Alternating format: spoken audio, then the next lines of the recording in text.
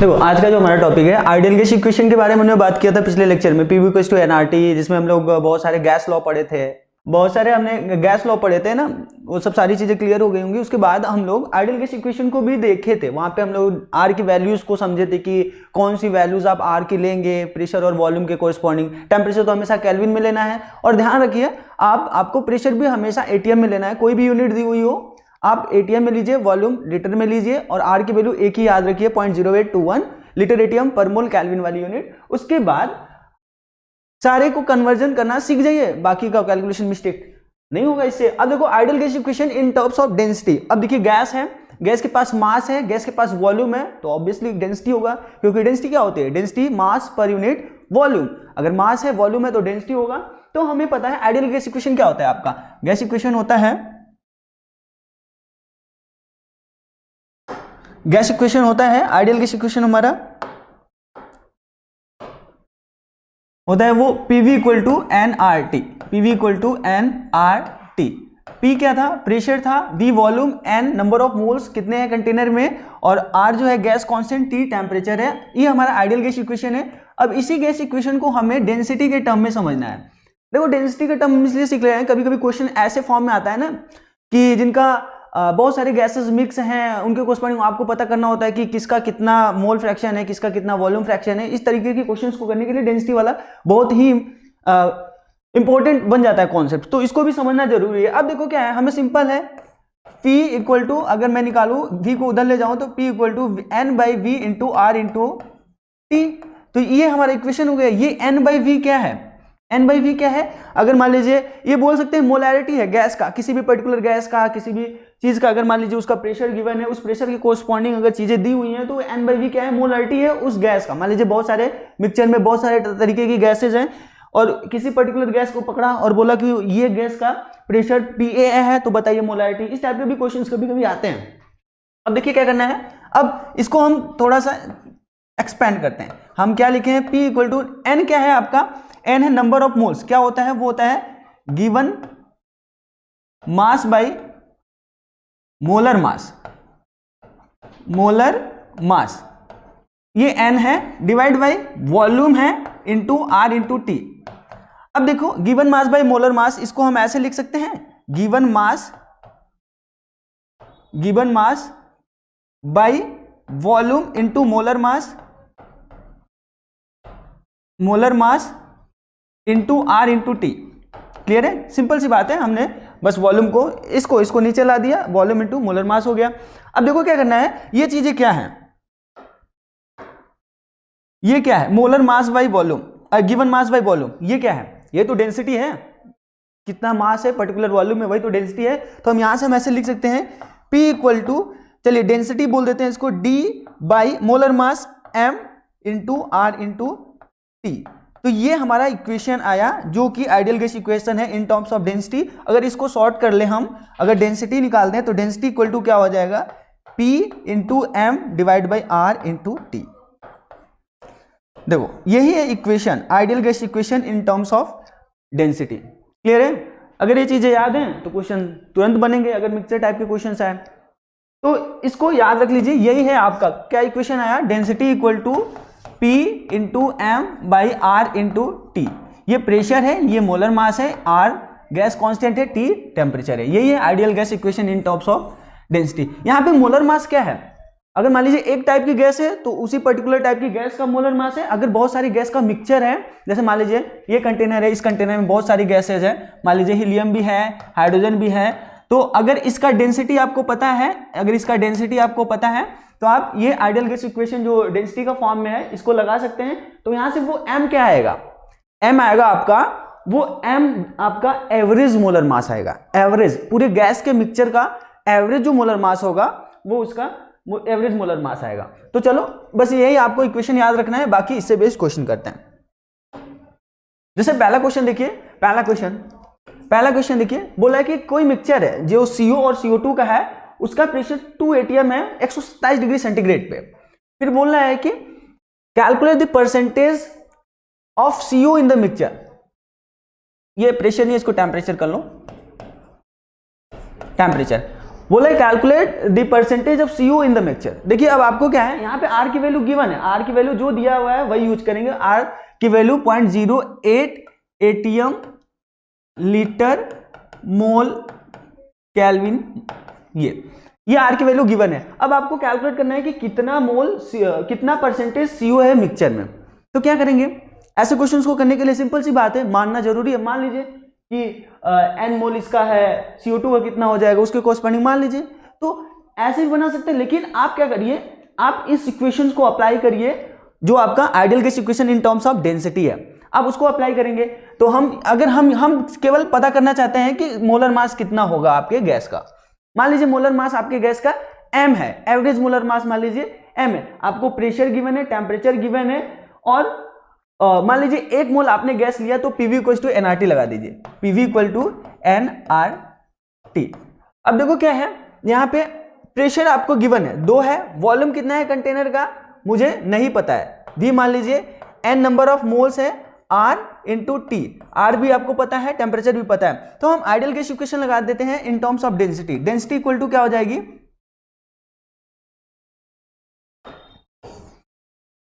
Density क्या हो जाएगी, डेंसिटी इक्वल टू हो जाएगी PM/RT, PM/RT। प्रेशर आपको गिवन है, टेम्परेचर आपको गिवन है, मोलर मास निकालना है, R की वैल्यूज नहीं पता है।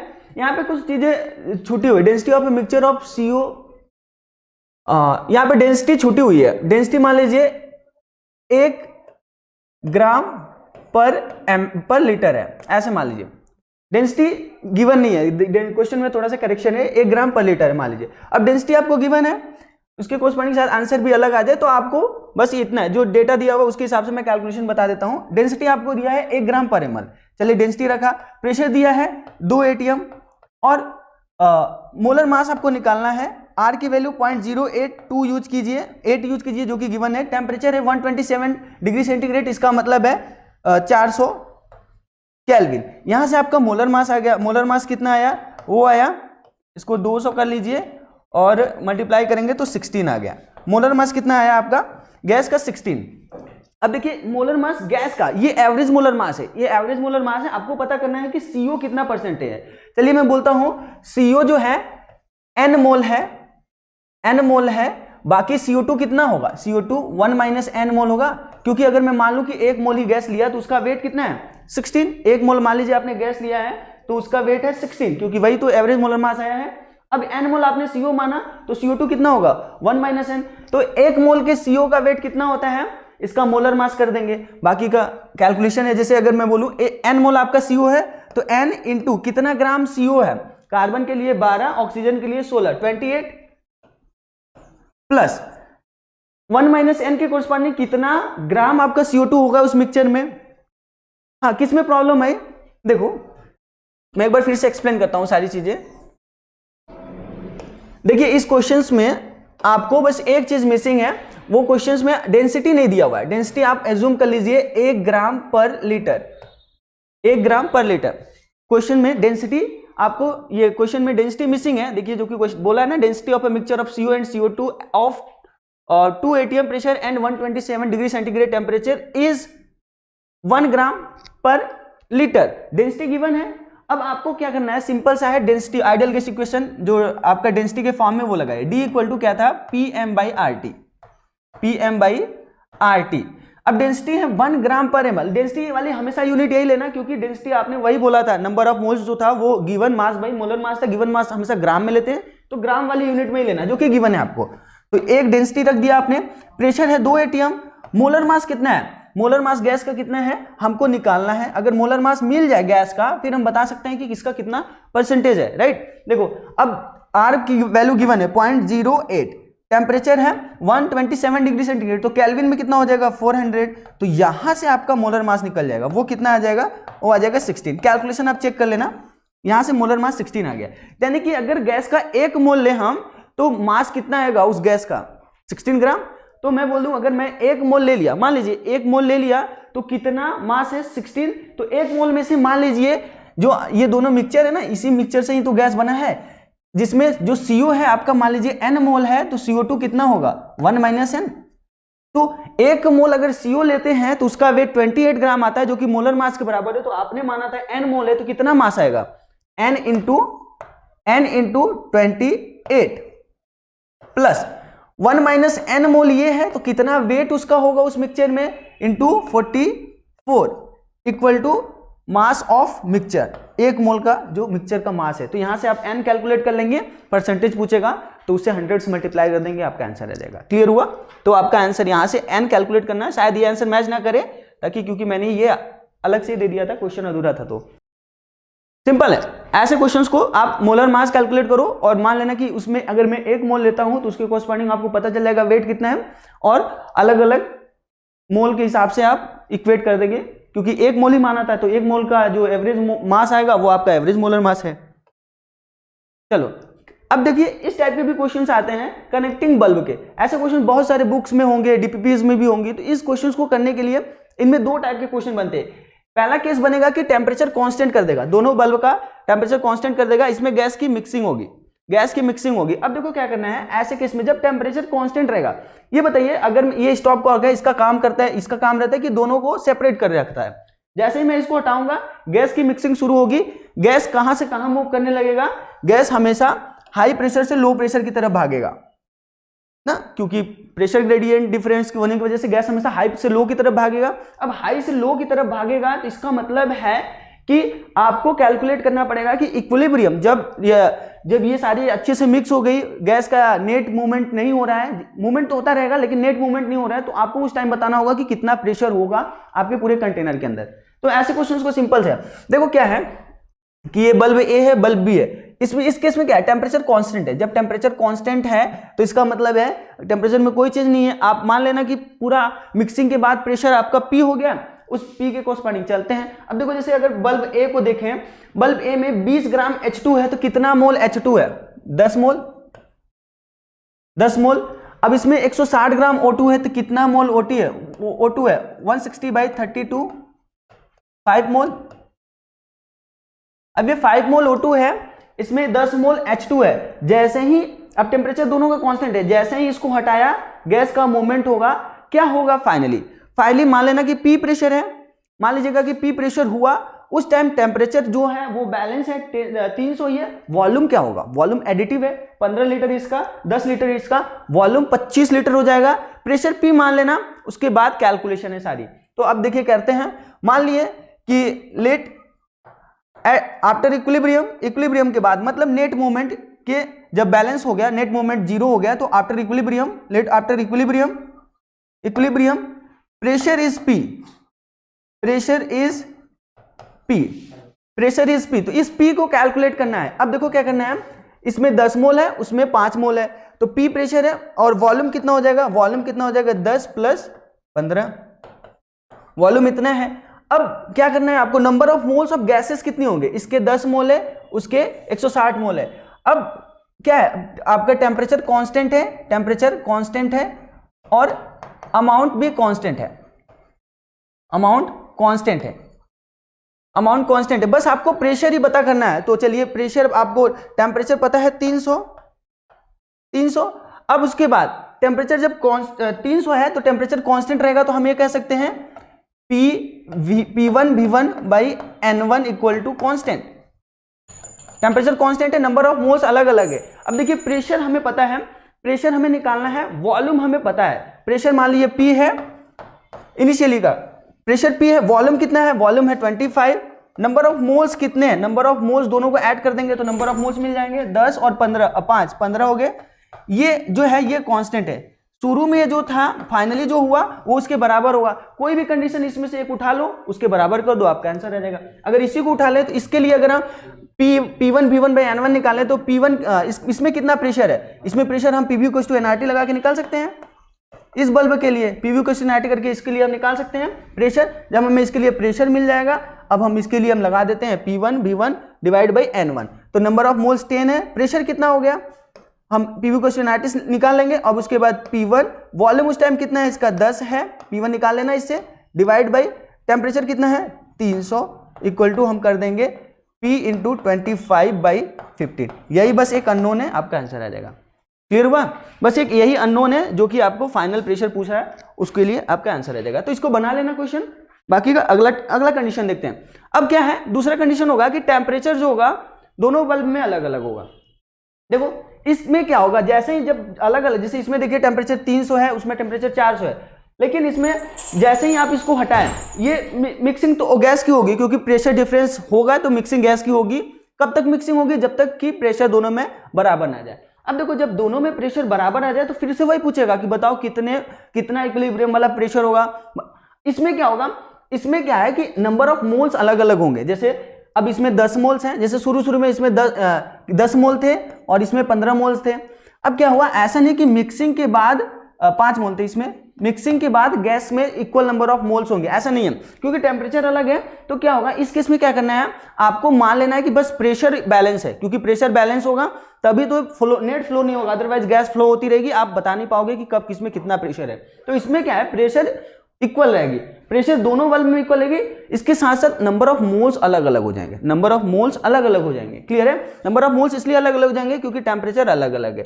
तो वही कंडीशन लगाना है, जो चीज कांस्टेंट देखे उसको कांस्टेंट मानते हुए आप आइडियल गैस इक्वेशन लगाइए, आपका आंसर आ जाएगा। तो इसमें यही है, calculate pressure and number of moles. चलो मान लेते हैं कि इसमें जब इक्विलिब्रियम आया, जब इसको आपने हटा दिया, तो इसमें N1 मोल है, इसमें N2 मोल है। जब इक्विलिब्रियम आ चुका है तो पहले 10 थे, उसमें 5 थे, टोटल 15 रहेंगे, लेकिन हमें यह पता है कि N1 प्लस N2 जो है वो 15 है, N1 प्लस N2 15 है, और इसमें अलग अलग है, इक्विलिब्रियम पे 10 नहीं है, अब इसमें N1 आ गए हैं, इक्विलिब्रियम पे इसमें 5 नहीं, इसमें N2 आ गए। बाकी का वही कंडीशन लगाओ, P मान लीजिए प्रेशर, और दोनों में से किसी को भी, इसको एक बार पकड़ लीजिए, एक बार इसको पकड़ लीजिए, और एक बार क्या है, P प्रेशर मानते हुए जब P पहुंचेगा उसके कोरस्पॉन्डिंग N1 PV = NRT इसमें लगाओ, PV = NRT इसमें लगाओ, और आंसर पाओ। समझ में आई बातें? कुछ नहीं करना है इसमें, बस ये समझना है, कि इसमें प्रेशर तो सेम रहेगा दोनों में, जब ये स्टॉप को हटाए तो दोनों में प्रेशर सेम रहेगा, लेकिन नंबर ऑफ मोल्स अलग अलग होंगे। तो आप नंबर ऑफ मोल्स की कोरस्पॉन्डिंग, चलिए अलग अलग हैं तो PV = NRT इसके लिए लगाइए, PV = NRT इसके लगाइए, प्रेशर मिल जाएगा। समझ में? जैसे अगर मैं बोलूं इसमें N1 मोल्स है इक्विलिब्रियम पे, तो अगर आप बोलते हो कि दोनों का प्रेशर जो है इक्विलिब्रियम पे P है, जो कि आपको मैं बताया कि यही होगा ही, तो आप क्या करेंगे, अगर इसके लिए PV = NRT लगाएंगे तो क्या होगा, प्रेशर इंटू वॉल्यूम, इसका कितना है, 10 लीटर है। अब ऐसे नहीं कि वॉल्यूम को मिक्स कर देना, नहीं, क्योंकि अलग अलग नंबर ऑफ मोल्स हैं, 10 लीटर है, इक्वल टू इसमें N1 R इंटू T, इसका टेम्परेचर 300 है जो कि बैलेंस है, फर्स्ट इक्वेशन।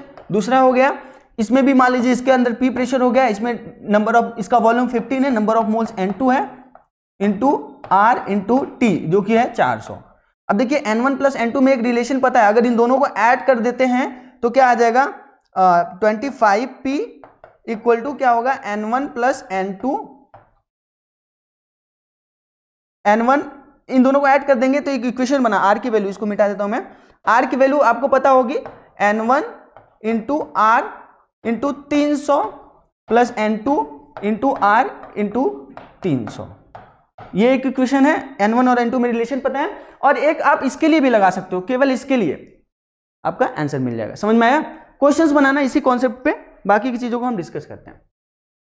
अब अगला है most important, Dalton's law of partial pressure. देखो Dalton law of partial pressure क्या कहता है, ये कहता है कि अगर मान लीजिए किसी कंटेनर में बहुत सारी गैसेस मिक्स हैं, तो आपको पूछेगा कि किसी पर्टिकुलर गैस का कितना प्रेशर होगा उस कंटेनर के अंदर, तो वही उसको उस गैस का पार्शियल प्रेशर बोला जाता है। देखिए according to this law, total pressure exerted by mixture of non reacting gas. Non reacting gas इसलिए बोला जाता है कि अगर गैस मिक्स हो गई तो आपको पता नहीं किसका कितना मोल्स रहेगा, इसलिए नॉन रिएक्टिंग गैस पे ही Dalton's law of partial pressure लगाएंगे। अगर रिएक्ट हो रही है तो उसके बाद आप इक्वेशन के कोरस्पॉन्डिंग चलेंगे कि किसमें कितने मोल्स, कितने बने हैं, कितना कौन बचा है, उसके तरह चलेंगे। बाकी की चीजें अगर नॉन रिएक्टिंग है तो आप ये कह सकते हो कि सबका प्रेशर का सम, हर एक गैस के प्रेशर का सम जो होगा वो टोटल प्रेशर उस कंटेनर में कितना होगा। जैसे अगर मैं बोलूं, मान लीजिए इसमें मेरी 4-5 गैस है, चलिए मैं बोल देता हूं H2 भर दिया, हीलियम भर दिया और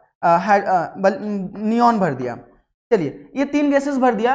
तो इस कंटेनर के अंदर जितना, जैसे कि मैं बोलूं इस कंटेनर के अंदर इसका प्रेशर 1 atm है, जो बस H2 की वजह से आया है, इसकी वजह से 2 atm का प्रेशर आया है, इसकी वजह से 3 atm का प्रेशर आया है। तो हर एक कंपोनेंट का, हर एक गैस का अपना अलग अलग जो प्रेशर होगा उसको क्या बोलेंगे, पार्शियल प्रेशर बोलेंगे। जैसे H2 है, इसका 1 एटीएम प्रेशर है, हीलियम इसका 2 एटीएम प्रेशर है, नियॉन इसका 3 एटीएम प्रेशर है। तो हर एक कंपोनेंट का अलग अलग जो भी प्रेशर है वो उस गैस का पार्शियल प्रेशर बोला जाएगा। जैसे अगर H2 का मैं पार्शियल प्रेशर पूछूं तो आप बोलेंगे 1, नियॉन का बोलूं तो आप बोलेंगे 2। तो सबके प्रेशर का सम जो होगा उस कंटेनर के अंदर जितना प्रेशर लग रहा होगा वो उसके बराबर होगा। तो यही बोला गया है Dalton's law of partial pressure. अब पार्शियल प्रेशर क्या होता है? पार्शियल प्रेशर मतलब हर एक इंडिविजुअल का अपना प्रेशर, हर एक का अपना अपना प्रेशर। तो देखिए जैसे मैं यहां पे देखूं, मान लीजिए एक कंटेनर है जिसमें 2 गैसेज है, गैस ए और गैस बी। इस कंटेनर का वॉल्यूम V है, टेम्परेचर T है। तो मैं ये कह सकता हूं, मुझे अगर पार्शियल प्रेशर ऑफ ए निकालना हो, बी निकालना हो, तो कैसे निकालूंगा? सिंपल सी बात है, गैस ए है तो इस पूरे वॉल्यूम में फैली है, गैस बी है ये भी पूरे वॉल्यूम में फैली है। तो अगर मैं गैस ए का प्रेशर निकालूं तो कैसे लगा सकता हूं? मैं PV = nRT लगाता हूं, pressure of A into volume equal to NA into R into T, first equation. अगर मैं प्रेशर ऑफ बी निकालूं तो क्या बी के लिए मैं आइडियल गैस इक्वेशन लगाऊं तो pressure of B into V equal to NB into RT, second equation. अब ध्यान से देखिए, अगर मैं टोटल प्रेशर मैं बोलूं, टोटल प्रेशर इसका अंदर का P है, तो आप कैसे निकालोगे टोटल प्रेशर? क्या होगा वो P, टोटल प्रेशर P है तो टोटल वॉल्यूम क्या है V, नंबर ऑफ मोल्स क्या होंगे? Total number of moles N1 NA plus NB into R into T, ये टोटल प्रेशर है। अगर मैं टोटल प्रेशर P बोलूं तो total pressure PV = nRT corresponding total moles NA plus NB है। Equation number मान लीजिए इसको 3 बोलते हैं। अब देखिएगा ध्यान से, अब देखना ध्यान से, अगर इन दोनों को मैं जोड़ दूं, अगर इन दोनों इक्वेशन को जोड़ दूं, इन दोनों को जोड़ दूं तो क्या हो जाएगा? PA plus PB into V equal to क्या होगा? NA plus NB into R into T into R into T। ध्यान से देखिए, इस इक्वेशन को देखिए और इस इक्वेशन को देखिए, दोनों सेम है क्या?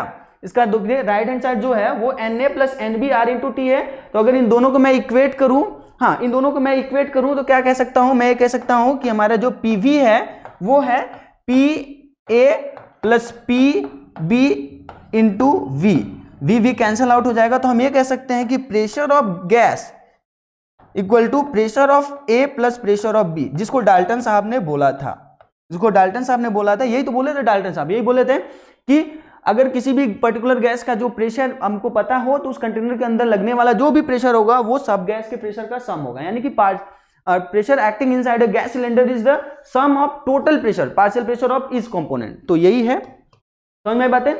तो ये आपको याद रखनी है। और क्या है कि अगर मैं पूछूं कि अगर आपको PA निकालना है, अगर आपको टोटल प्रेशर पता है और किसी एक कंपोनेंट का मोल फ्रैक्शन पता है तो कैसे निकालोगे? देखो PA, अगर इन दोनों इक्वेशन को मैं डिवाइड कर दूं, इसको और इसको डिवाइड कर दूं, इक्वेशन फर्स्ट और थर्ड को मैं डिवाइड कर दूं तो क्या आएगा? PA by P equal to क्या आएगा? NA by NA plus NB। अब ये क्या है? प्रेशर ऑफ गैस A, और ये P क्या है? टोटल प्रेशर है, और NA बाई NB, NA ये क्या है? ये टोटल वैल्यू क्या है? मोल फ्रैक्शन ऑफ A क्या है? वो मोल फ्रैक्शन ऑफ ए है। बातें समझ में? वो मोल फ्रैक्शन ऑफ ए है। तो हम ये यहां से क्या कंक्लूजन निकला कि ये pressure of any gas equal to total pressure into mole fraction of that gas. समझ में आई बातें? देखो, pressure of gas A equal to P into mole fraction of gas A. तो यहां से हमें ये भी कंक्लूजन निकला। तो ये कुछ रिजल्ट्स है जिनके बारे में पता हो, अगर किसी टोटल प्रेशर पता हो, मोल फ्रैक्शन पता हो, तो हम किसी पर्टिकुलर गैस का प्रेशर निकाल सकते हैं। चलिए अब कुछ क्वेश्चंस करते हैं। देखिए ये रिजल्ट है जो कि हम बोले, pressure of gas A equal to total pressure into mole fraction of gas. अब देखिए जैसे यहां पे था, हमने यहां पे अगर मैं इन दोनों को डिवाइड कर दूं तो क्या मिलेगा आपका relation? PA by PB equal to NA by NB। बातें समझ में आई? अब NA क्या होता है? NA को ऐसे लिख सकते हो कि XA बाई XB, क्योंकि अगर ऊपर नीचे आप टोटल नंबर ऑफ मोल से डिवाइड करोगे तो आपका बन जाएगा XA बाई XB। तो ये भी रिलेशन है। तो इन दो रिजल्ट्स को आपको याद रखना है। अगर मोल फ्रैक्शन किसी का पता हो, टोटल प्रेशर पता हो, तो आप पार्शियल प्रेशर बता सकते हो उस गैस का, और इन पे बेस्ड क्वेश्चन करते हैं। चलिए इस क्वेश्चन को बनाइए।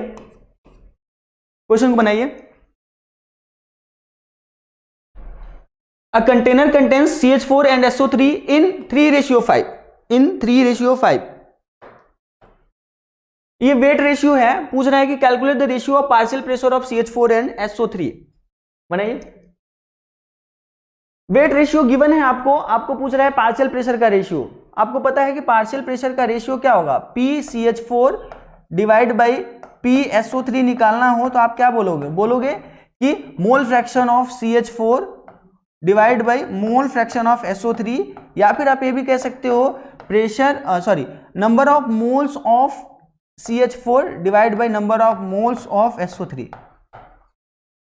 पिछले रिलेशन से अब देखिए क्या है, आपको ये बताना है, आपको अगर मोल्स का रेशियो मिल जाए तो आपको पता हो जाएगा कि इनका पार्शियल प्रेशर का क्या रेशियो है. देखिए वेट रेशियो है, ये 3:5 का वेट रेशियो है. अगर मैं मोल रेशियो पूछूं तो क्या होगा, वेट रेशियो अगर देखिए मान लीजिए अगर वेट बोलूं मैं CH4 का वेट बोल दूं कि 3x है तो SO4 का कितना होगा 5x होगा. तो 3x divide by given mass 3x हो गया. मोलर मास क्या होगा CH4 का, वो होता है 16.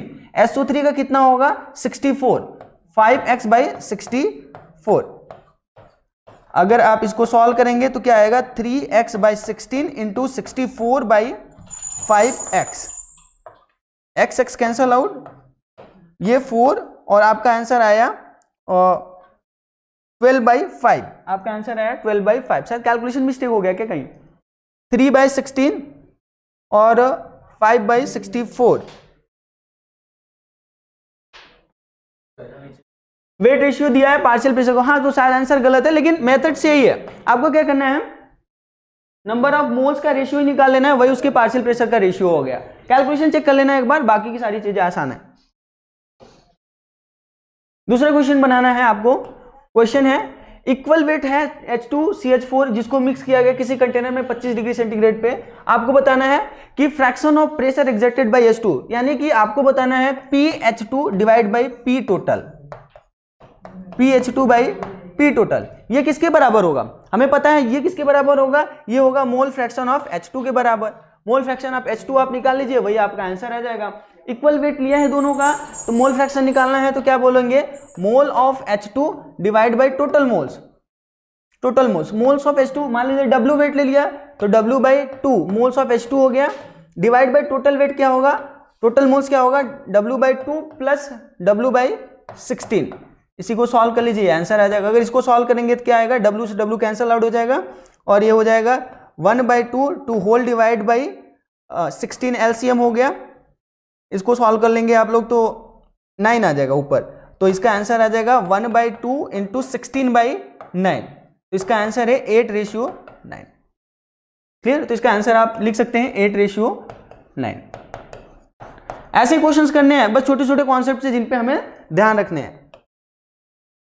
अब है अगला कॉन्सेप्ट है Graham's law of diffusion. Graham's law of diffusion, इसमें क्या बोला गया है, इन्होंने क्या है कि कोई भी गैस, डिफ्यूजन पहले समझ लेते हैं. डिफ्यूजन मतलब किसी भी गैस का लीक होना. जैसे अगर लीक होके किसी सराउंडिंग वाले एनवायरनमेंट में चले जाना, फिर किसी कंटेनर में चले जाना. जैसे अगर मैं बोलूं कि कोई परफ्यूम लीक हुआ, अगर आप डीओ लगाते होंगे तो फिर वो पूरे रूम में उसकी स्मेल चली जाती है, तो वही एक डिफ्यूजन मतलब मूवमेंट ऑफ गैस या फिर सॉलिड या फिर लिक्विड, किसी का भी movement due to gradient difference. जैसे अगर मैं ग्राहम्स लॉ ऑफ डिफ्यूजन में बोलूं तो इन्होंने बस गैस के बारे में बात की, तो डिफ्यूजन किसी भी हो सकता है, सॉलिड लिक्विड गैस के अंदर भी हो सकता है. तो यहाँ पे डिफ्यूजन को समझिए, यहाँ पे लिखा है tendency of any substance occupies all the available volume. मतलब किसी तरफ मूव हो जाना, किसी अवेलेबल वॉल्यूम में जाके ठहर जाना, उसको क्या बोलेंगे आप, डिफ्यूजन. और ये किसी भी ऑल स्टेट में होता है, लेकिन मैक्सिमम गैस के केस में होता है, क्योंकि गैस के मॉलिक्यूल ज्यादा तेजी से मूव करते हैं, इस वजह से उसमें डिफ्यूजन ज्यादा होता है. अब देखिए जैसे यहाँ पे है N2 है 10 atm प्रेशर पे है, O2 है 15 atm प्रेशर पे है. अगर ये स्टॉप कॉर्क से सेपरेटेड है तो इसको मैं हटाऊंगा तो ये इनमें मिक्सिंग होगी, इसमें मिक्सिंग होगी. गैस चाहेगी, नेट फ्लो किधर से होगा, हाई प्रेशर से लो प्रेशर की तरफ नेट फ्लो होगा, और ये तब तक फ्लो होता होगा, नेट फ्लो तब तक होता रहेगा जब तक ये इक्विलिब्रियम पे ना आ जाए. तो इनमें जब तक दोनों का प्रेशर बैलेंस्ड हो जाए. ऐसा नहीं कि प्रेशर बैलेंस हो जाता है फ्लो रुक जाता है, फ्लो रुकता नहीं है, फ्लो होता रहता है, लेकिन नेट फ्लो नहीं होता है. तो यही है डिफ्यूजन. अब इफ्यूजन क्या होता है, डिफ्यूजन मतलब बड़े होल से, मतलब बड़े एरिया से. और इफ्यूजन मतलब क्या होता है, इफ्यूजन क्या होता है, डिफ्यूजन मतलब छोटे छोटे एरिया से, इफ्यूजन क्या होता है बड़े एरिया से. जैसे अगर टायर का फटना देखें तो टायर में क्या होता है, अगर अचानक से टायर फटती है तो बहुत तेजी से आवाज आती है, तो वो इफ्यूजन प्रोसेस है। तो आपको डिफ्यूजन और इफ्यूजन में डिफरेंस यही था कि ये छोटे एरिया से होगा और ये बड़े एरिया से होगा, जिसको हम इफ्यूजन बोलेंगे। बाकी की सारी चीजें सेम है। ये जो ग्राम्स आपने इन्होंने बोला था कि इन्होंने कहा कि कोई भी गैस डिफ्यूज कैसे होती है, बोले थे। अच्छा एग्जांपल लेते हैं, एक मोटा आदमी है, एक पतला आदमी है, दोनों की फिजिकल कंडीशन सही है, दोनों हेल्दी है, ऐसे नहीं कि लंगड़े हैं कोई उसमें से। तो बताइए कौन ज्यादा चांस कौन है कि मोटा आदमी चलेगा या पतला आदमी? ज्यादा तेज आपका पतला आदमी चलेगा। क्यों? क्योंकि वो उसका वेट कम है, वो फास्टर चलेगा। अब देखो क्या है कि यही कॉन्सेप्ट, ऐसे नहीं कि इन्होंने इसी चीज को रिलेट करके बोला, इन्होंने भी वही चीज कहा। ऐसे याद रखने के लिए इन्होंने कहा कि अगर कोई गैस का मॉलिक्यूल्स है वो हैवियर है तो वो कॉमन कंडीशन पे रिलेटिवली स्लो चलेगा देन लाइटर वन। तो यही बोले कि रेट ऑफ डिफ्यूजन जो कोई किसी भी गैस का होगा वो inversely proportional to its molecular weight. तो यही बात इन्होंने कही, rate is inversely proportional to square roots of its molecular weight at similar condition of pressure and temperature. तो इन्होंने ये रिलेशन दिया। इसी रिलेशन पे खूब सारे क्वेश्चंस आपके बुक में रहेंगे। अब देखो क्या है, इन जनरल क्या होता है, rate is directly proportional to P A by R T. P क्या है? Pressure of gas. पी क्या है? Pressure of gas. ए क्या है? एरिया। एरिया, जिस एरिया से गैस के मॉलिक्यूल्स लीक हो रहे हैं वो एरिया। टी क्या है? टेम्परेचर। एम क्या है? Molecular weight of gas. तो अगर अलग अलग कंडीशंस पे दी हुई है तो आप इसका ख्याल रखेंगे। बाकी का प्रेशर और टेम्परेचर एरिया कॉमन हुआ तो rate is inversely proportional to square roots of its molecular weight. Clear? जैसे मान लीजिए दो गैसेज हैं जिनका अलग अलग मोलर मास दिया हुआ है, उनमें से किसी का रेट दिया होगा तो आपको दूसरे वाले का रेट पूछेगा। तो सिंपल सा, अगर मान लीजिए पहले का रेट R1 है, दूसरे का रेट R2 है, तो इन दोनों का अगर रेट ऑफ रेशियो देखें तो क्या होगा? R1 by R2 equal to square root of M2 by M1। Sorry, देखो square root of M2 by N1। अब क्यों ऐसे नहीं कि आप फ्लो में गलतियां ऐसे हो जाती है कि R1 बाई R2 है तो M1 बाई M2 बोल देते हैं। नहीं, ऐसा नहीं करना है। R1 by R2 equal to square root of M2 by N1, क्योंकि ये इनवर्सली प्रोपोर्शनल है तो ये वाली वैल्यूज ऊपर चली जाएगी। इस पे क्वेश्चंस बनाते हैं कुछ। क्वेश्चन नंबर 3 देखिए। क्वेश्चन नंबर 3 है, calculate the ratio of rate of diffusion of helium CH4SO2 at common condition.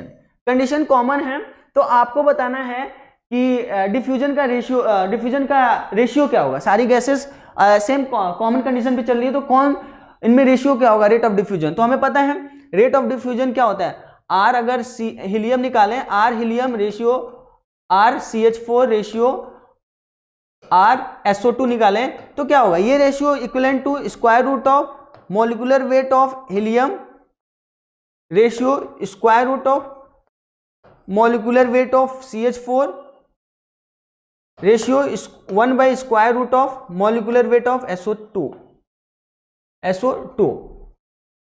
अब देखिए क्या करना है। अब मॉलिक्यूलर वेट ऑफ हीलियम क्या होता है? स्क्वायर 4 हो जाएगा, यहाँ पे 4 रखिए। CH4 क्या होता है? 16 होता है तो यहाँ पे 16 रखिए। SO2 का कितना होता है? 64 होगा, 64 रखिए यहाँ पे। तो यही आपका आंसर है। इसको सिंप्लीफाई कर लीजिए, आपका आंसर आ जाएगा। तो क्या आपका आंसर आया? 1/2 रेशियो 1/4 रेशियो 1/8। अगर 8 से मल्टीप्लाई कर देंगे तो आपका आंसर आ जाएगा 4 रेशियो 2 रेशियो 1। समझ में आया? अगला क्वेश्चन देखते हैं। अगला कॉन्सेप्ट है हमारा determination of rate of diffusion. कैसे डिटरमाइन करते हैं किसी भी रेट को। देखो 3 तरीके के क्वेश्चंस होंगे। अगर डिफ्यूजन से क्वेश्चन आए, रेट ऑफ डिफ्यूजन से, ग्राम्स लॉ से क्वेश्चन आए तो 3 टाइप के क्वेश्चन होंगे। एक होगा क्वेश्चन वॉल्यूमेट्रिक डिफ्यूजन, मतलब वॉल्यूम वाइज कितना वॉल्यूम डिफ्यूज हुआ पर्टिकुलर टाइम में, तो volume diffuse per unit time. दूसरा है distance travelled per unit time. तीसरा है mole diffused per unit time. इन्हीं 3 टाइप के क्वेश्चंस आएंगे और इन तीनों टाइप पे हम एक क्वेश्चंस करेंगे। वॉल्यूम डिफ्यूज क्या होगा कि कितना वॉल्यूम गया।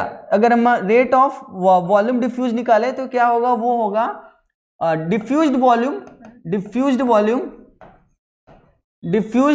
Volume divide by time. कितना टाइम लिया कोई पर्टिकुलर वॉल्यूम डिफ्यूज होने में। अगर हम डिस्टेंस वाइज देखें तो RL देखें तो RL क्या होगा, डिस्टेंस ट्रेवल्ड बाय गैस। कोई भी गैस कितना डिस्टेंस ट्रेवल्ड की, डिस्टेंस ट्रेवल्ड बाय गैस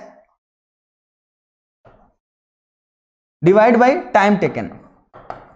इसी तरीके से मोल डिफ्यूज्ड पर यूनिट टाइम देखें तो ये क्या होगा रेट, ये रेट मोल वाइज देखें तो क्या होगा diffused mole divide by time. मतलब सिंपल है, कितना मोल्स मोल के कोरस्पॉन्डिंग चल रहे हैं तो मोल पर यूनिट टाइम, वॉल्यूम के कोरस्पॉन्डिंग चल रहे हैं तो वॉल्यूम पर यूनिट टाइम, अगर डिस्टेंस के कोरस्पॉन्डिंग चल रहे हैं तो डिस्टेंस पर यूनिट टाइम। यही होगा डिफ्यूज्ड रेट। समझ में आई बात है? चलो क्वेश्चंस करते हैं।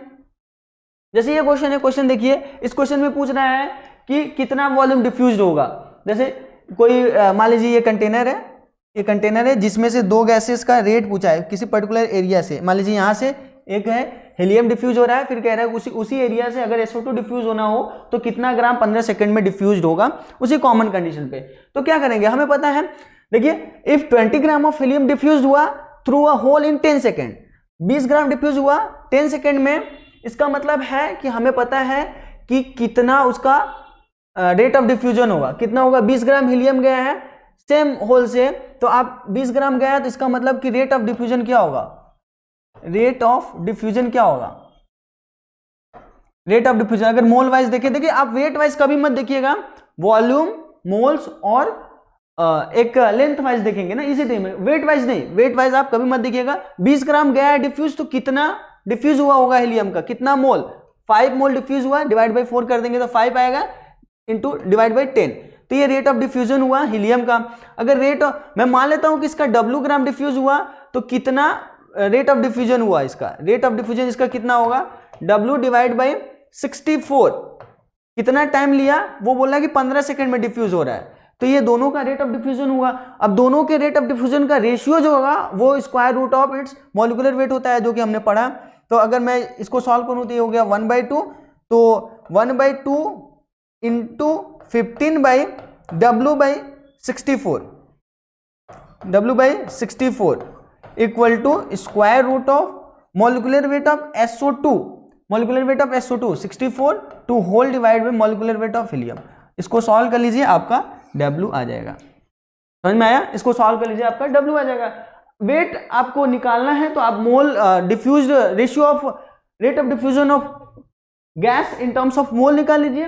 उसके लिए क्या करेंगे, कितना मोल डिफ्यूज हुआ कितने टाइम में, बाकी अगर इन दोनों निकालिए तो इन दोनों के रेशियो के कोरस्पॉन्डिंग आप निकाल लोगे कि कितना वेट डिफ्यूज होगा SO2 का सेम होल से, तो आपका आंसर आ जाएगा 120। क्वेश्चन नंबर अगला देखिए, अगला क्वेश्चन है 5, बोला है 50 ml H2 डिफ्यूज हुआ है किसी भी होल से 20 सेकंड में। अब देखिए यहाँ पे वॉल्यूम एच दिया है तो इसमें आपको कन्वर्ट करने की कोई जरूरत नहीं है।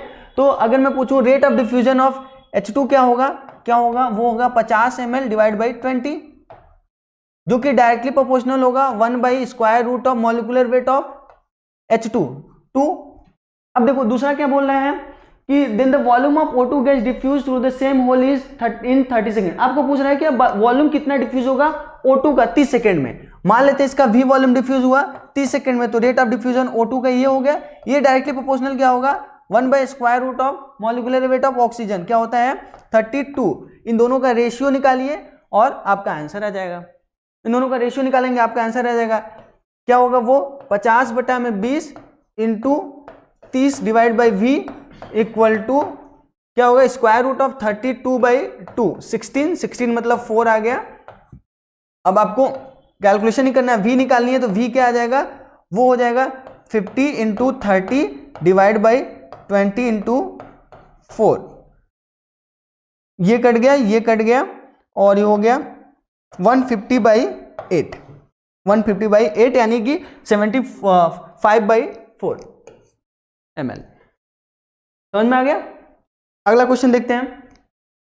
ये क्वेश्चन है लेंथ वाइज, जैसे अब इधर से हाइड्रोजन गया उधर से ऑक्सीजन आया, ये दोनों मिक्स, जब जैसे ही मिक्स होंगे एरिया सेम है, लेंथ वाइज चलना है। तो आपको पता करना है कि कितने डिस्टेंस पे H2O का ड्रॉप बनेगा। जब हाइड्रोजन और ऑक्सीजन मिलेंगे तो वाटर बनेगा, वही पूछ रहा है कितने डिस्टेंस पे बनेगा। तो आप मान लीजिए कि ये x डिस्टेंस ट्रेवल किया, तो ये कितने डिस्टेंस ट्रेवल करेगा तब मिक्सिंग होगी 5 - x। चलिए मान लीजिए यहाँ पे बना है तो ये 5 - x हो जाएगा।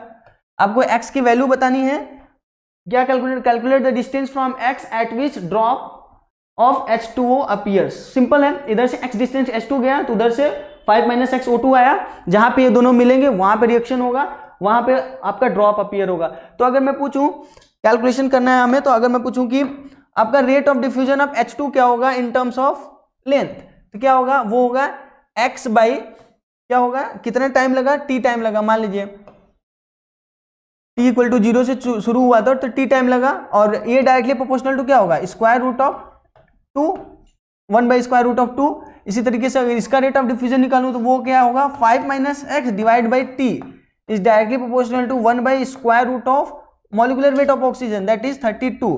इन दोनों का रेशियो ले लीजिए, आपका आंसर आ जाएगा x by 5 minus x equal to square root of 32 by 2, ये 16 हुआ, इसको लिखेंगे तो 4 आ जाएगा सिंपल, तो x divide by 5 minus x equal to 4। अगर इसको सॉल्व करेंगे तो x इक्वल टू क्या होगा 20 माइनस 4x, तो x की वैल्यू आ गई 4, तो ये आपका आंसर है। 4 मीटर पे ड्रॉप अपीयर होगा। देखो हमें लग भी रहा था कि H2 जो है वो लाइटर है, जब वो लाइटर है तो ज्यादा डिस्टेंस ट्रेवल करेगा किसी पर्टिकुलर टाइम में, क्योंकि H2 का मॉलिक्यूलर वेट कम है देन ऑक्सीजन, तो ऑक्सीजन कम डिस्टेंस ट्रेवल करेगा। देख सकते हैं हम, हमारे कैलकुलेशन में भी आया कि H2 ज्यादा डिस्टेंस ट्रेवल करेगा। अब देखिए बैरोमीटर पे भी क्वेश्चंस खूब आते हैं। बैरोमीटर किसको बोलते हैं पहले ये समझ लेते हैं। बैरोमीटर एक ऐसा इंस्ट्रूमेंट होता है जो प्रेशर को मेजर किया जाता है। प्रेशर को मेजर करने के लिए एक इंस्ट्रूमेंट यूज होता है जिसको हम बोलते हैं बैरोमीटर। अब इस बैरोमीटर में क्या होता है, एक मरकरी का कॉलम होता है, प्रेशर डिफरेंस होने की वजह से वो मरकरी ऊपर चढ़ती है और वही रीडिंग कॉरस्पॉन्डिंग हम समझते हैं कि कितना बैरोमीटर हुआ, कितना उसका प्रेशर हुआ। अब सवाल है कि मरकरी क्यों लेते हैं। देखिए मरकरी जो है इसके दो रीजन है, यहाँ पे लिखा है कि क्यों मरकरी लेते हैं, इसके दो रीजन है। एक है कि मरकरी जो है वो सबसे ज्यादा डेंसर होता है मेटल्स में, लिक्विड वाले स्टेट में लिक्विड ही होता है मरकरी, तो वो सबसे ज्यादा डेंसर होता है। अब इसकी डेंसिटी ज्यादा है तो इसका मतलब ये कम लेंथ चलेगा और ज्यादा प्रेशर को बैलेंस कर देगा ना। अगर मान लीजिए वाटर यूज करते हो तो वाटर क्या है, उसकी डेंसिटी कम है, वो अब 1 ATM का प्रेशर मेजर करने के लिए आपको बहुत बड़ा सा ट्यूब लगाना पड़ेगा, तो इसलिए मरकरी यूज होती है। और नॉन स्टिकी नेचर की भी होती है मरकरी, तो ये जो आपका ट्यूब है इससे चिपकती नहीं है। तो दो रीजन है, एक तो है नॉन स्टिकी नेचर की वजह से और दूसरा है डेंसिटी की वजह से। इसकी डेंसिटी ज्यादा होती है इसलिए ये कम लेवल तक चढ़ के ही ज्यादा प्रेशर बैलेंस कर लेता है। बातें समझ में। तो ये एक ऐसा ही ट्यूब होता है, जैसे अब क्या है कि मान लीजिए किसी ट्यूब में ये मरकरी है, पूरी मरकरी है, मरकरी का डेंसिटी आप याद कर लीजिएगा, इससे बेस्ड क्वेश्चंस मिलेंगे आपको। तो मरकरी की डेंसिटी होती है 13.6। अब क्या है, इस ट्यूब को उल्टा डुबो दिया गया, ये वैक्यूम है, तो क्या होगा, मरकरी का लेवल ऊपर उठेगा। क्यों उठेगा, क्योंकि हमें पता है कि सेम लेवल पे प्रेशर सेम होता है। आप लोग फिजिक्स में पढ़े होंगे, फिजिक्स में भी बैरोमीटर को आपको पढ़ना होगा, सेम लेवल पे प्रेशर सेम होता है। इसका मतलब है कि यहाँ पे जो प्रेशर होगा इसके प्रेशर के बराबर, इसको मैं पॉइंट ए बोलूं, इसको मैं पॉइंट बी बोलूं, तो पॉइंट ए पे जितना प्रेशर होगा पॉइंट बी पे ही होगा। और ये वैक्यूम है, तो अब ये वैक्यूम है तो इसके अंदर कोई भी प्रेशर नहीं है, तो ये प्रेशर जो होगा, जो यहाँ पे प्रेशर आया होगा इसके कॉलम की वजह से तो आया होगा, तभी तो बैलेंस होगा ना। क्योंकि नहीं तो जब तक ये प्रेशर बैलेंस नहीं होगा तब तक ये कॉलम चढ़ता रहेगा। हमें पता है ना कि प्रेशर सेम पॉइंट पे सेम लेवल पे सेम होगा, यहाँ पे जो प्रेशर होगा वो यहाँ पे होगा, सारी जगह पे यहाँ पे जो प्रेशर होगा वो यहाँ पे प्रेशर होगा, तो इसलिए कॉलम चढ़ने लगा ऊपर। अब देखो, अब ये कॉलम जब चढ़ा तो इसका मास कुछ आया, इस मास के कोरस्पॉन्डिंग डाउनवर्ड फोर्स लगा, तो डाउनवर्ड फोर्स लगा तो उसकी वजह से जो इस पर्टिकुलर एरिया पे प्रेशर आया वही एरिया पे प्रेशर जो होगा वो इसके प्रेशर के बराबर होगा। चलिए हम कुछ इक्वेशन करते हैं, कुछ कैलकुलेशन समझते हैं। जैसे अगर मैं बोलूं यहाँ पे एटमॉस्फेरिक प्रेशर लग रहा है, यहाँ पे पी एटमॉस्फेरिक लग रहा है, तो यहाँ पे भी पी एटमॉस्फेरिक लगेगा।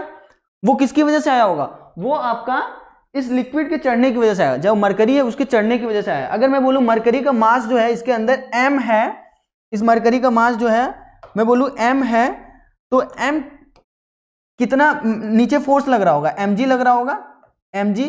अगर इस क्रॉस सेक्शन ए अगर इसका क्रॉस सेक्शन एरिया मानूं तो कितना प्रेशर इस पे आ रहा होगा, डिवाइड बाई ए। यही प्रेशर जो होगा पी ए के बराबर होगा, क्योंकि सेम लेवल पे प्रेशर सेम है। अब पी ए के बराबर यही है, अगर एटमॉस्फेरिक प्रेशर है तो उसको मैं पी बोल दिया। अब देखो m क्या होता है, अगर मैं इसको डेंसिटी के टर्म में रिलेट करूं तो डेंसिटी क्या होता है, मास पर यूनिट वॉल्यूम। डेंसिटी का होता है मास पर यूनिट वॉल्यूम। वॉल्यूम क्या होगा, h into area, h into area. अब अगर मैं इसको d बोल रहा हूं तो अगर देखो मैं मास निकालू, मास क्या होगा, डेंसिटी इंटू वॉल्यूम। तो यहाँ पे मैंने इसको सब्स्टिट्यूट किया, यहाँ पे density into volume into g divide by area equal to P A. Volume क्या होगा, एरिया इंटू लेंथ, क्या होगा d into area into length जो कि h है। Divide by A into G equal to P A. अब देखिए ये ए कैंसल आउट हो गया तो हमारा प्रेशर कितना आया, पी ए कितना आया, वो आया डी जी एच। प्रेशर कितना आया, डी जी एच। इसीलिए बोला जाता है कि अगर एच हाइट डेप्थ में जाए, हम एच डेप्थ में जाए समंदर के अंदर, तो कितना ऊपर प्रेशर लगता है, रो जी एच। किसी भी लिक्विड में अगर एच हाइट जाए तो उसके लिक्विड की वजह से कितना प्रेशर आएगा, लिक्विड की density into G into H. तो इसको आप याद कर लीजिए, इसका यूज होगा। अब यही है, अगर एटमॉस्फेरिक प्रेशर में ये चीजें हो रही हैं तो जो कॉलम ऑफ मरकरी आएगा वो 76 सेंटीमीटर आता है। इसीलिए बोला जाता है कि एक atmospheric pressure equivalent to 76 centimetre of H G. चलो अगला है पॉइंट, फॉल्टी बैरोमीटर। फॉल्टी मतलब क्या होता है, जैसे बैरोमीटर में क्या था, यहाँ पे देखिए बैरोमीटर में क्या था, यहाँ पे वैक्यूम था, यहाँ पे देखिए ये वैक्यूम था। उसी तरीके से फॉल्टी बैरोमीटर में क्या होगा, वहां पे कोई गैस ट्रैप्ड होगी और इसी में क्वेश्चंस घुमाएगा कि कितना प्रेशर आएगा इस गैस का, कितना प्रेशर आएगा। तो आपको बस सीधे देखना है कि किसी लेवल पे देखना है। जैसे अगर मुझे इसका प्रेशर कैलकुलेट करना हो तो मैं यहाँ पे प्रेशर चेक कर सकता हूँ, क्योंकि मुझे पता है यहाँ पे बस एटमॉस्फेरिक प्रेशर है, यहाँ पे एटमॉस्फेरिक प्रेशर है, तो यहाँ पे भी एटमॉस्फेरिक प्रेशर के बराबर होगा। ये प्रेशर किसकी वजह से आया होगा, गैस के प्रेशर की वजह से प्लस लिक्विड के प्रेशर की वजह से। बाकी का इक्वेट कीजिए और आंसर पाइए। चलिए क्वेश्चंस करते हैं। चलिए क्वेश्चन नंबर 1 है, जैसे एक मरकरी कॉलम है, एक बैरोमीटर है, मरकरी कॉलम जिसका 15 सेंटीमीटर है, इसमें कोई गैस ट्रैप्ड है, इधर से पी एटमॉस्फेरिक लग रहा है, जो कि कितने के बराबर होता है, 76 सेंटीमीटर ऑफ एच जी के बराबर। हमने सीखा है, आपको बताना है प्रेशर ऑफ गैस, आपको प्रेशर ऑफ गैस बताना है। तो आप कैसे बताओगे, आप बोलोगे कि जो एटमॉस्फेरिक प्रेशर डाउनवर्ड लग रहा है, मरकरी का प्रेशर किधर लगेगा, डाउनवर्ड ही लगेगा, क्योंकि मास हमेशा डाउनवर्ड एक्टिंग है। तो हम बोल सकते हैं अब गैस का प्रेशर किधर लग रहा होगा, इसको बैलेंस किया होगा तो ये ऊपर की वो लगाएगा। तो हम ये कह सकते हैं कि pressure of gas equal to pressure of mercury plus pressure of atmospheric. Clear. Pressure of mercury कितना है, 15 सेंटीमीटर चढ़ा है, इसका मतलब 15 सेंटीमीटर ऑफ एच जी इसका प्रेशर होगा, तो 15 centimetre of H ji. Atmospheric pressure कितना होता है, 76 सेंटीमीटर ऑफ एच जी के बराबर। इन दोनों को ऐड कर देंगे तो 91 सेंटीमीटर ऑफ एच जी आ गया आपका प्रेशर। क्लियर। तो ये पहला क्वेश्चन है। क्वेश्चन नंबर 2 में भी वैसे ही करेंगे। क्या करेंगे, अब क्या होगा, एटमॉस्फेरिक प्रेशर अपवर्ड लग रहा होगा, अपवर्ड लग रहा होगा, और ये चीजें गैस का प्रेशर क्या होगा, डाउनवर्ड ही लगेगा, इसका प्रेशर मरकरी का क्या लगेगा, डाउनवर्ड लगेगा। तो अब क्या बोलोगे, अब यहां पे हम कैसे लिख सकते हैं, pressure of gas equal to pressure of gas plus pressure of mercury equal to pressure of atmospheric. Pressure of atmospheric, pressure of gas आपको निकालना है, प्रेशर ऑफ एच जी पता है 10 centimetre of H G equal to pressure atmospheric पता है आपको 76 centimetre of H जी। तो pressure of gas कितना आ गया, वो आ गया 66 centimetre of H ji. Clear, 66 centimetre of H जी। अब देखिए थर्ड क्वेश्चन है, इसको क्या है, बैरोमीटर इसको टिल्ट कर दिया, ये कॉलम की हाइट मान लीजिए 10 सेंटीमीटर मान लीजिए, फॉर एग्जांपल 10 सेंटीमीटर, इसमें क्वेश्चन में गिवन नहीं है तो आप 10 सेंटीमीटर मान लीजिए। अब क्या करेंगे आप क्या करेंगे, गैस का प्रेशर तो हमेशा इधर ही लगेगा, मरकरी का प्रेशर किधर लगेगा, इसकी वजह इधर लगेगा, क्योंकि mg तो हमेशा इधर काम कर रहा है। तो mg के कंपोनेंट का जो कंपोनेंट इस डायरेक्शन में आएगा उसी की वजह से प्रेशर आएगा। अब क्या है, एटमॉस्फेरिक प्रेशर हमेशा ऐसा लग रहा है, तो हमें बस यहाँ पे क्या करना है, कंपोनेंट लेना है, मरकरी का प्रेशर का कंपोनेंट। ये 10 सेंटीमीटर ऑफ एच है, तो ये कितना एंगल होगा, ये आपका 60 हो जाएगा। अगर नॉर्मल ड्रॉ कर दे तो ये 60 हो जाएगा। तो ये अगर मैं बोलूँ 10 सेंटीमीटर ऑफ एच है, तो ये क्या हो गया, ये हो गया 10 cos 60 और ये क्या हो जाएगा 10 sin 60। तो इधर की ओर कितना प्रेशर आया, वो आया, देखते हैं इसको, कंपोनेंट ही लिए हम बस, pressure of atmospheric plus equal to ये क्या होगा, pressure of atmospheric sorry plus gas का भी प्रेशर उसी डायरेक्शन में है, atmospheric plus pressure of H G equal to क्या होगा, वो पी गैस के बराबर होगा। अब प्रेशर एटमॉस्फेरिक तो हमेशा हमें पता है 76 सेंटीमीटर ऑफ एच जी होता है। प्रेशर ऑफ एच जी कितना आएगा इस डायरेक्शन में, 10 सेंटीमीटर ये हाइट है, तो ये कितना हो जाएगा 10 sin 60 equal to pressure of gas. इसको आप सॉल्व कर लेना, आपका आंसर आ जाएगा। अगला देखिए, अब देखिए इस टाइप के भी क्वेश्चंस मिलेंगे आपको जहां पे मरकरी ना लेके कोई और लिक्विड लिया हो।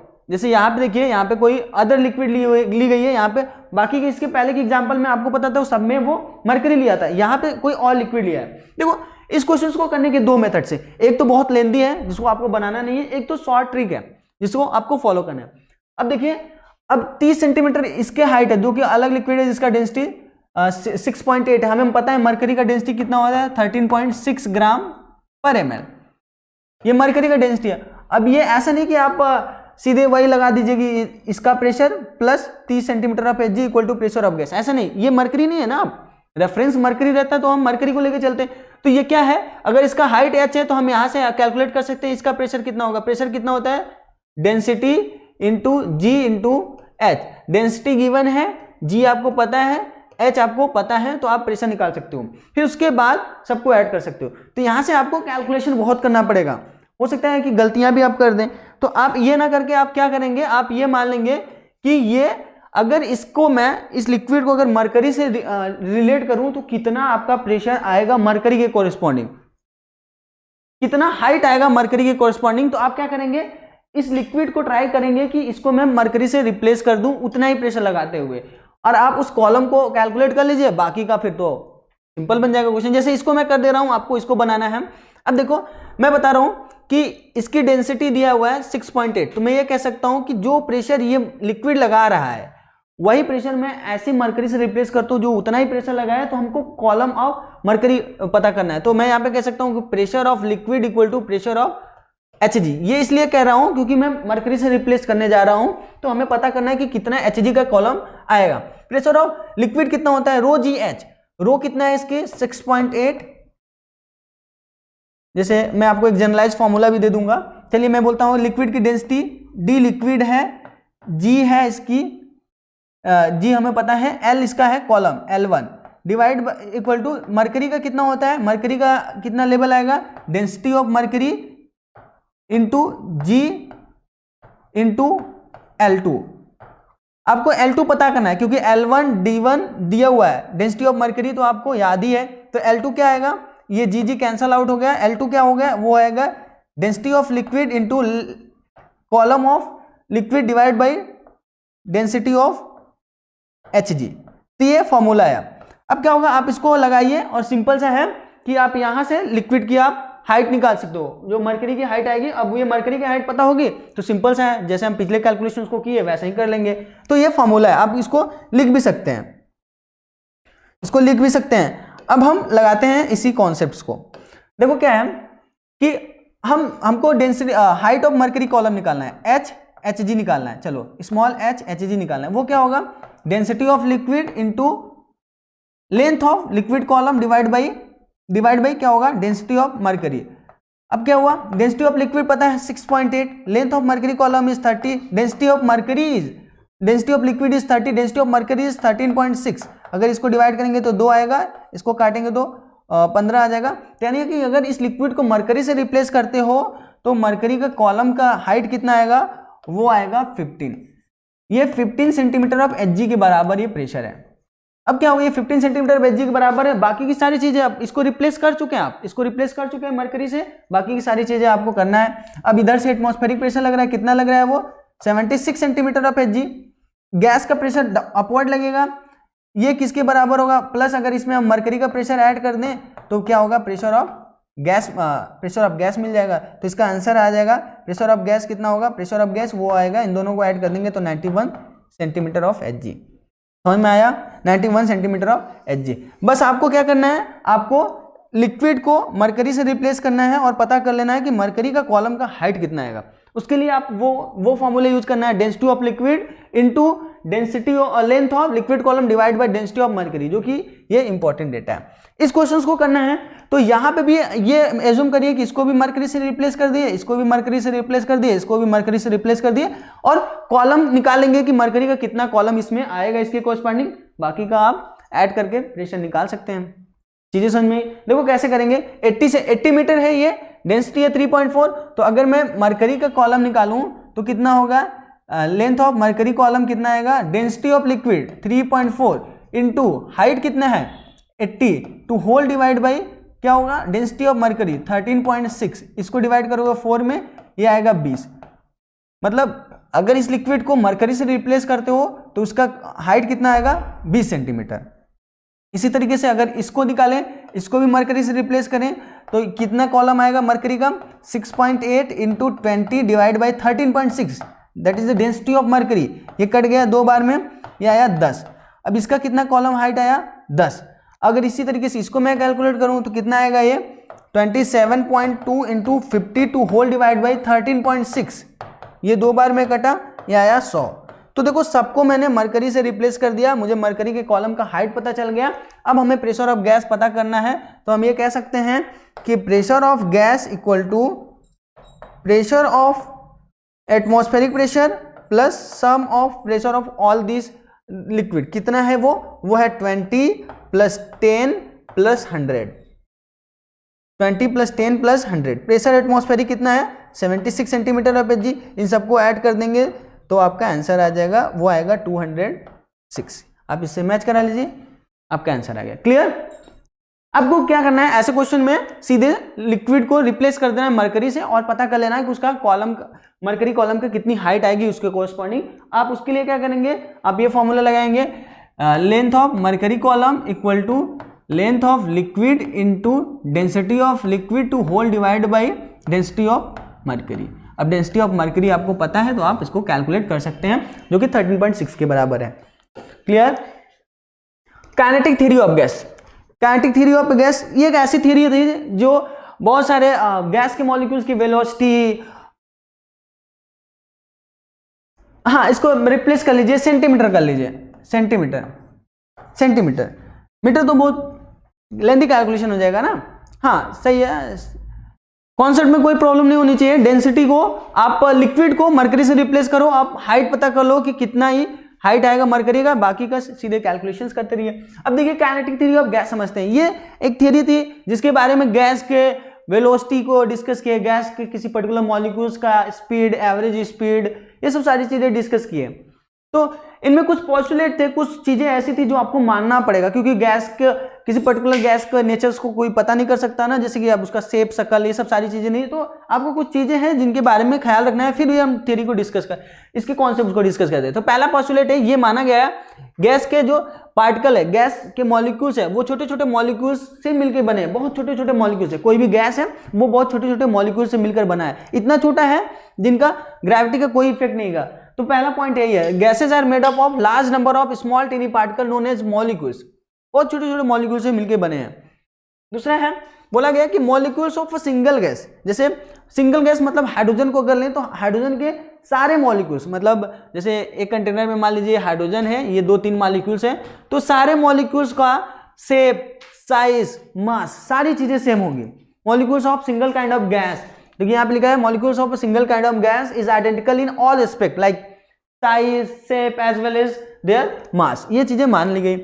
अब क्या है, बहुत ही हल्के, यहाँ पे लिखा है ना अपने, बहुत टीनी पार्टिकल है, इन पे ग्रेविटी का कोई इफेक्ट नहीं माना जाएगा, क्योंकि बहुत छोटे पार्टिकल है। अगर मास 0 होगा तो ग्रेविटी का mg जो होगा वो 0 होगा। तो ये बहुत छोटे हैं, इसलिए इन पे ग्रेविटी का कोई इफेक्ट नहीं लगता, कोई ग्रेविटेशनल फोर्स नहीं लगता। इसीलिए क्या है, इसलिए ये सीधी लाइन में मूव करते हैं, क्योंकि अगर बड़े पार्टिकल्स को ग्रेविटी में फेंका जाए तो ट्रेजेक्टरी पाथ को फॉलो करता है ना, प्रोजेक्टाइल मोशन को। तो ये गैस के मॉलिक्यूल सीधे चलते हैं क्योंकि उनके पास कोई भी ग्रेविटेशनल फोर्स या फिर कोई भी ग्रेविटी का इफेक्ट नहीं लगता। तो यहाँ पे वही चीज लिखी हुई है, गैस मॉलिक्यूल्स पे कोई भी ग्रेविटी का इफेक्ट नहीं होगा। फोर्थ पॉइंट लिखा है, gas molecules are not at rest, gas के मॉलिक्यूल रेस्ट पे नहीं होते हैं, वो स्ट्रेट लाइन मोशन करते रहते हैं ना, स्ट्रेट लाइन मोशन करते रहते हैं। ये फोर्थ पोस्टुलेट है। फिफ्थ पोस्टुलेट है, ड्यूरिंग मोशन मॉलिक्यूल्स कोलाइड। अब मॉलिक्यूल्स मूव कर रहे हैं, बहुत तेजी से मूव कर रहे हैं, तो वो आपस में कोलाइड्स कर रहे हैं। जब वो कोलाइड्स कर रहे हैं तो उनके कोलिजन की वजह से, जैसे अगर गया मॉलिक्यूल्स इस ये मॉलिक्यूल से गया, ये वॉल से, कंटेनर के वॉल से टकराया, तो इसी कोलिजन की वजह से उसके अंदर प्रेशर जनरेट होता है। तो ये लिखा है, during motion molecules collide and this collision are perfectly elastic, मतलब इनका कोई भी एनर्जी लॉस नहीं होगा, मोमेंटम कंजर्व रहेगा, एनर्जी कंजर्व रहेगी। और ये जो प्रेशर होता है वो उनके कोलिजन की वजह से ही आता है।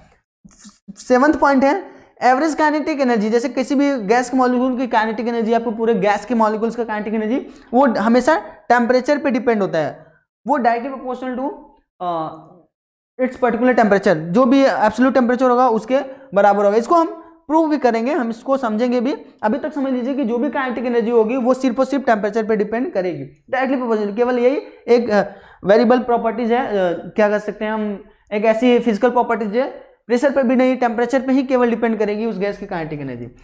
Volume occupied by gas molecule is negligible, gas के मॉलिक्यूल्स बहुत छोटे हैं, जिसकी वजह से हम ये कह सकते हैं कि गैस के मॉलिक्यूल्स का वॉल्यूम जो होगा, उनके मॉलिक्यूल्स का ऑक्यूपाइड वॉल्यूम होगा वो 0 होगा। और 8th पॉइंट है there is no force of attraction between gas molecules. ये दोनों कंडीशन है, इन दोनों कंडीशन को आइडियल बिहेवियर के लिए मानते हैं, लेकिन ऐसा होता नहीं है, इन दोनों को हम रियल के केस में कंसिडर करेंगे। बाकी का यही पोस्टुलेट है। अब हम समझते हैं काइनेटिक गैस इक्वेशन को। काइनेटिक गैस इक्वेशन, इसको लिख लीजिए kinetic gas equation. Kinetic gas equation, kinetic gas equation क्या होता है? ऐसा इक्वेशन जो गैस के मास, गैस के नंबर ऑफ पार्टिकल्स, उसकी यूआरएमएस स्पीड के स्क्वायर के फंक्शन हो। जैसे गैस का प्रेशर, गैस का वॉल्यूम, गैस के एक मॉलिक्यूल्स का मास, गैस में कितने नंबर ऑफ मॉलिक्यूल्स है और उनकी यूआरएमएस स्पीड क्या हो, उनके बीच में जो रिलेशन होगा उसको काइनेटिक गैस इक्वेशन बोलते हैं। इस इक्वेशन को याद कर लीजिए। पीवी इक्वल टू क्या होता है? 1/3 mn/URMS स्क्वायर। यूआरएमएस क्या है इसके बारे में भी बात करेंगे। यूआरएमएस को ऐसे पढ़ते हैं रूट मीन स्क्वायर स्पीड, तो इसके बराबर ही होता है। ये इक्वेशन है, इसी को काइनेटिक गैस इक्वेशन बोलते हैं।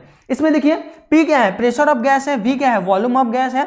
M क्या है? एक मॉलिक्यूल्स का mass, mass of one molecules, mass of one molecules, total नहीं, पूरे गैस के मॉलिक्यूल्स का मास नहीं, mass of one molecules. N क्या है? कैपिटल N क्या है? ये क्या है?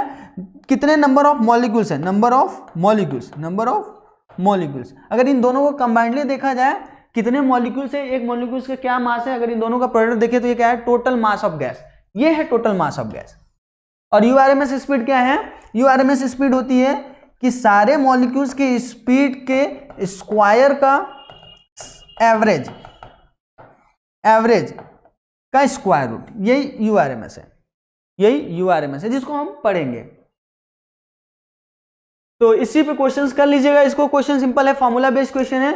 ध्यान रहे आप यूनिट का कोई भी गलती नहीं करेंगे। आप यूनिट को हमेशा किसी एक सिस्टम में लेंगे।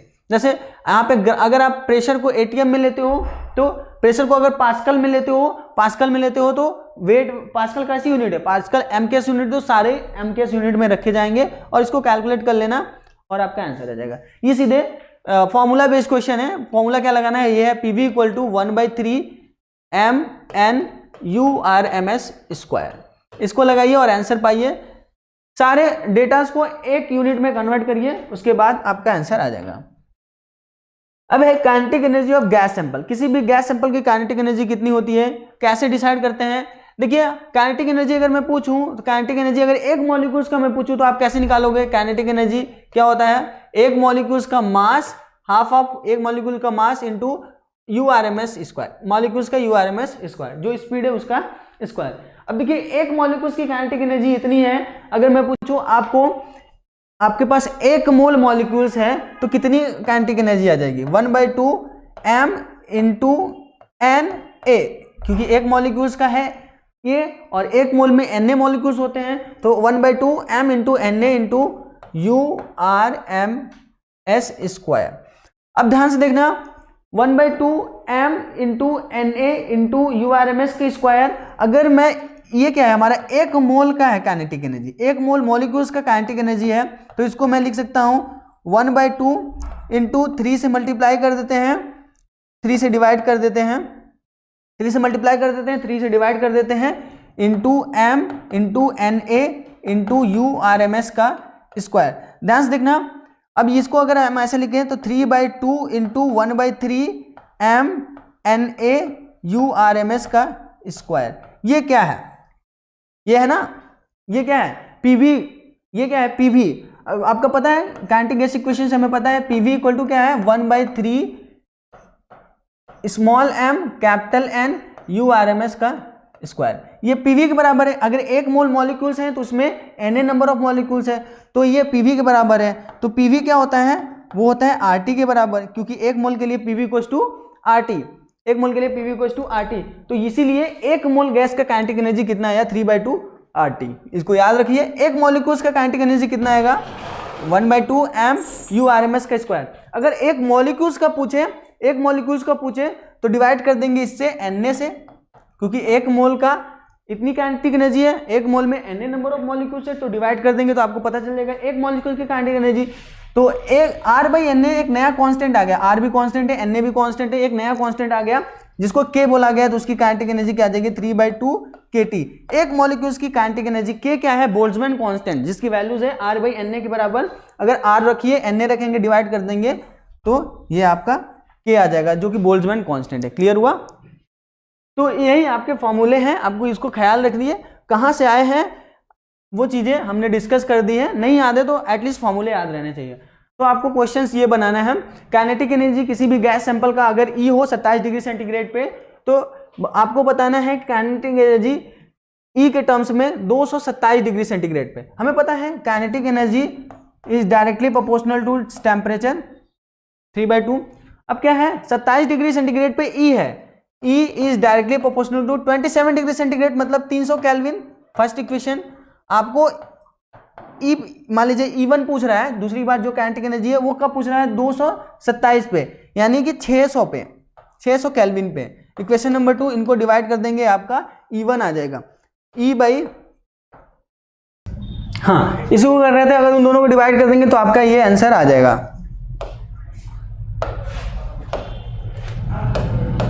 अगला क्वेश्चन है, इसको देखिए काइनेटिक एनर्जी 80 ग्राम है CH4, उसका 227 डिग्री सेंटीग्रेड पे X है, आपको बताना है इसकी काइनेटिक एनर्जी कब 3x हो जाएगी। सिंपल सा है, वही formula, kinetic energy directly proportional to its temperature. ये लगाइए, दो इक्वेशन बनाइए, दोनों को रिलेट कीजिए, आपका आंसर आ जाएगा।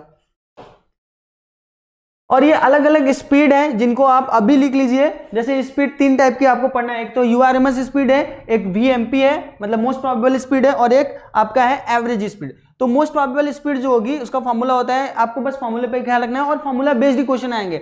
Square root of 2RT/m, average जो स्पीड होता है 8/π का फैक्टर, RT/m तीनों में कॉमन रहेगा। देखिए RT/t, RT/m इसमें भी कॉमन, इसमें भी कॉमन, लेकिन यहां से अगर दोनों को रिलेट करेंगे, दोनों को रेशियो देखेंगे तो V जो URMS है वो सबसे बड़ा होता है, वो V एवरेज से बड़ा होता है, और सबसे छोटा जो होता है वो VMP होता है।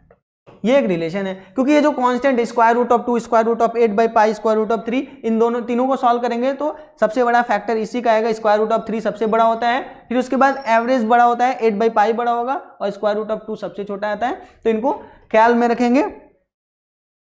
बाकी का ये क्वेश्चन इस पे बना लीजिएगा। URMS आपको कैलकुलेट करना है, आपको टेम्परेचर गिवन है, सिंपल सा फॉर्मूला बेस्ड क्वेश्चन है। तो आज के लिए इतना ही। On IS2ON study is always on. Concepts के बेहतर रियलाइजेशन के लिए IS2ON पर बने रहिए।